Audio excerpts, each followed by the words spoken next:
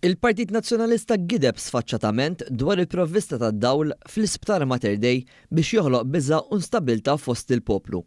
Dan wara li l-partit ta' Bernard Grech qal li l-qtuħ tad-dawl li seħħit tlieta fil-lokalità ta' Birkirkara affettwa s-servizzi fl-Isptar Ġenerali u poġġeħ f'riskju billi s-sistema kellha taqleb għal ġeneraturi. Fil-verità, stqarrija mill-Animal ta' gidbet tal-dikjarazzjoni li dan qatt seħħ, anke wkoll għax l-isptar lanqas qatt kien konness ma l-istess distribuzzjoni tal-elettriku li laqtet lil Birkirkara.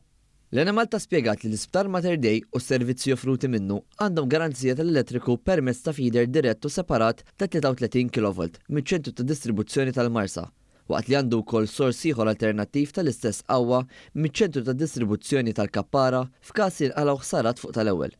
Minn barrek, għandu sors alternattiv ieħor ta' voltaġġ medju miċ-ċentru ta' distribuzzjoni tal-Imsida. Ma dawn it-tliet sorsi, Mater Dei għandu wkoll sors alternattiv tiegħu stess f'każ ta' nuqqas ta' provvista tad-dawl. L-Animal ta' konfermat ukoll li fl-ebda ħin mit-tlieta għall-erba' ma kien hemm xi interruzzjonijiet li setgħu affettwaw il-provvista tad-dawl fl-isptar. Għaldaqstant, dik mill-Partit Nazzjonalista ma kienet xejn għajr gidba grassa intenzjonata biex tagħmel ħsara fil-pajjiż.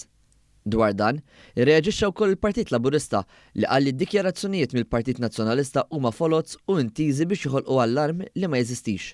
Dikjarazzjonijiet irresponsabbli u immaturi.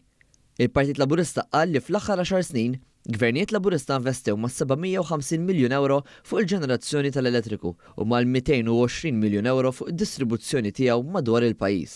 Bil-maqlub, fi żmien gvernijiet nazzjonalisti, tal-investimenti mhux biss kienu fjakki, iżda pajjiżna kien jiddependi biss fuq il-Power Station l-antika tal-Marsa u l-impjant tal-BWSC li t-tnejn kienu jnitsu n-naħa t'isfel tal-pajjiż u jimlew lir-residenti tal-Akwata bit-trap iswed valenus.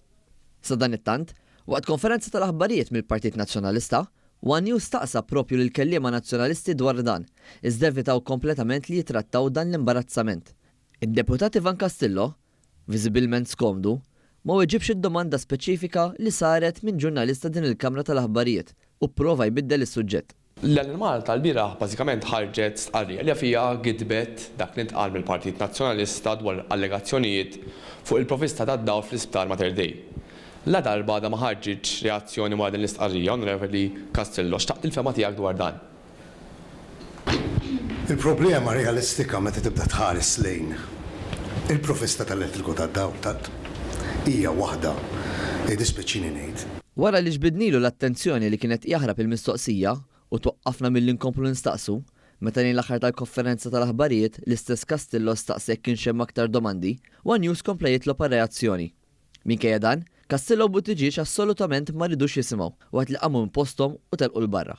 Hemm xi mistoqsijiet oħra? Onorevoli, staqsejtek hawn mistoqsija oħra, għandu mistoqsija oħra ma jimpurtax. Inti taf saqsaw stess għal iktar mistoqsijiet, jiġifieri nista' insaqsi.